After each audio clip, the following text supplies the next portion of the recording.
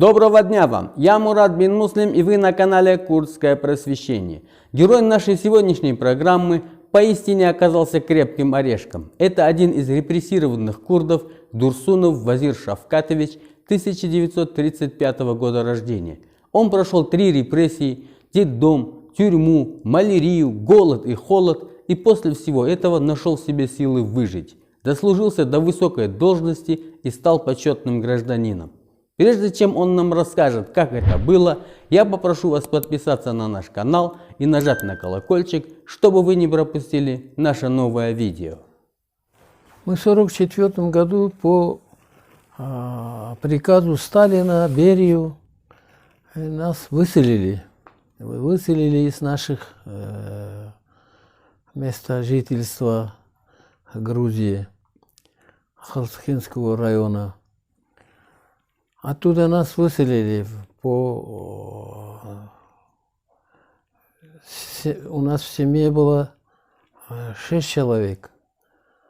Нас студерабекеры машины американские подогнали к нашим домам без ничего, только нас за руки хватали и в машину по 10, по 15 семей в одну машину и в грузинский Ахалцихинский район к железной дороге. Туда привезли нас, загрузили в вагон по 20 семей, каждый вагоне. Внутри вагона печки делали из бочки. Из бочки туда мазутом, этими тряпками мочали мазут и сжигли это печки. Мы здесь сидячими нас отправили в Среднюю Азию. По дороге зимой холодно было в 1944 году. Это было в феврале месяц. Нас привезли к Узбекистану. Узбекистан, город Кызылтепе.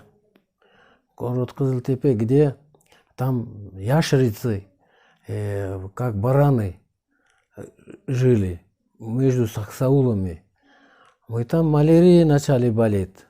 С каждого дома, каждое утро по одному мертвого человека хоронили. Вообще невозможно было жить.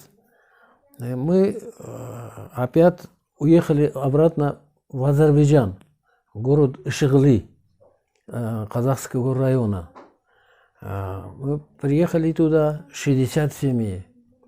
Мы опять там себе бараны, коровы купили, начали жить.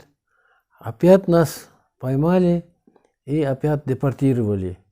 Опять депортировали в Казахстан, в Чуйский, то есть не Казахстан, а это, оказывается, Кыргызия, Чуйской области.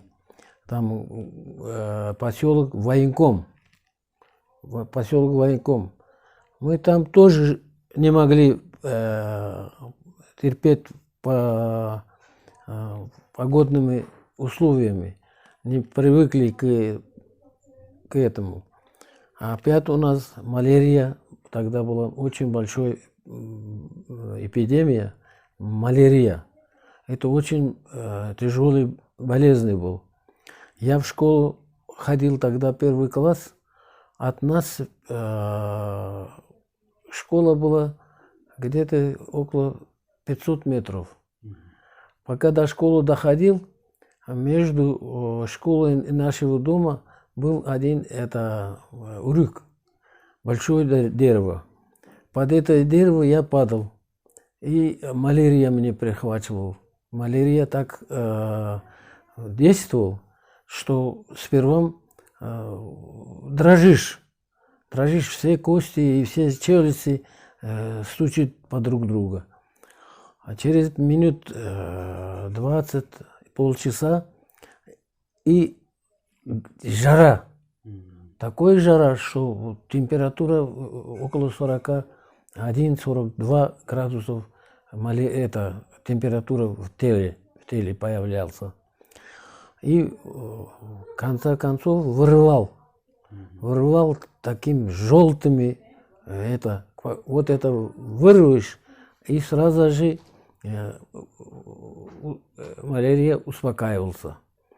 Вот такой тяжелым этим мы жили там.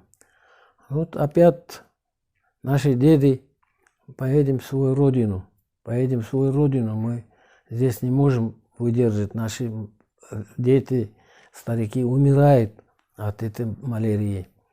Мы опять поехали в Баку. Тогда мы приехали в город Ганджа. Ганджа, Кировабад назывался раньше. И там опять нас посадили и по тюрьмам. Нас детей по детдомам разбрасывали. По детдомам. Я воспитывался в детский дом в Баку, а потом нас отправили в Донбасс. Когда нас отправили в Донбасс, это было где-то конца 44-го года было. И бомбили поезд. В поезде было 160 детей. Многие погибли. Нас воспитатели спрятали под угля. Там был склад уголь, где разгружали. Мы под этой угля жили 7 дней. Мы голодовали. И мы кушали гульвату. Там в угле есть такие порода глина. Это называется гульвата. Она вкусная, очень вкусная. Но в желудке она твердеет, как камень. И получался разворошение кишки. И такие многие дети умирали. Ну, опять из Донбасса нас из-под угля забрали обратно в Среднюю Азию. Нас привезли в Узбекистан, город Ахунбабаево. Мы там собирали картошки, пшеницу, работали. И вот там наш дед был в Джалабаде. Это папина двоюродный брат. И вот он нас забрал к себе. Мы жили в Джалабаде. В Джалабаде жили. Он тоже с нами очень жестоко обходил. Заставлял бараны пасти, работать. Не давал учиться. Я по-своему, это где-то лет 12-13 мне был тогда. Я в Джалабаде в РТС пошел работать. В РТС меня очень уважали, очень мне ценили. Я специальность самоучкой хватывал. Ну, где-то мне был лет 14-16 в Вологодском области, в Россию, был мясомолочный институт. Меня по комсомольским путевкой из колхоза, из РТС меня отправили на учебу. Я там учился 3 года. Мне было лет 17-18 уже. Меня по специальности отправили в Джалабад на работу в Гормолзавод. Я там работал и в городе, сперва по районам работал. Это все Джалабадские, все горы, там скот, где выходил на Джайло, и я там принимал молоко и отправлял в город. И оттуда меня за хорошую работу в Джалабадском молочный завод директором назначили. А тогда Джалабад с Ош был один область. Потом, то есть объединились тогда в один область. И меня как специалиста на Ошском гормолзаводе в работу предоставили. Я в Ошском гормолзаводе из 56 до 78 года работал в молзаводе. За хорошей моей работой, за передовой работником меня перевели в Ошстрой. Ошстрой главным инженером по строительству высотные дома. Токтогул ГЭС, аэропорт Манас, полупроводниковый завод Ташкумыр и также в городе высотные дома, санэпидстанции, хакимиат. Все мои труды работал. Да, кстати, я забыл, когда с Джалабада меня привели в Ош, улица Бакинская, это я наименование дал.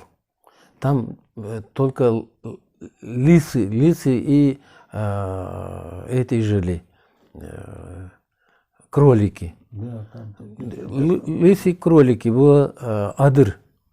Адыр была. Степь, да? Да, мы там заселились, себе выкопали Землянки. Землянки выкопали. После нас уже начали турки, курды заселяться. И получился улица Бакинская. Да, Бакинская. Вообще есть такая улица, Бакинская. Да, улица Бакинская. Это я был тогда Дорожинский в Акимяте. Вот Дорожинский спрашивал, какое наименование дать вашему вот это поселку. Я подумал и сказал Бакинская.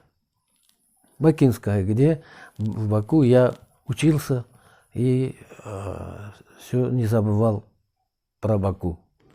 Бакинский назвал. И там собрался вот сейчас целый микрорайон. Вот такая история, друзья. Сейчас у Вазира Шавкатовича 63 внука и 22 правнука. Пожелав ему здоровья, мы попрощались с ним. Подписывайтесь на наш канал, ставьте лайки, пишите комментарии и распространяйте наши видео. Мы работаем для вас. До встречи!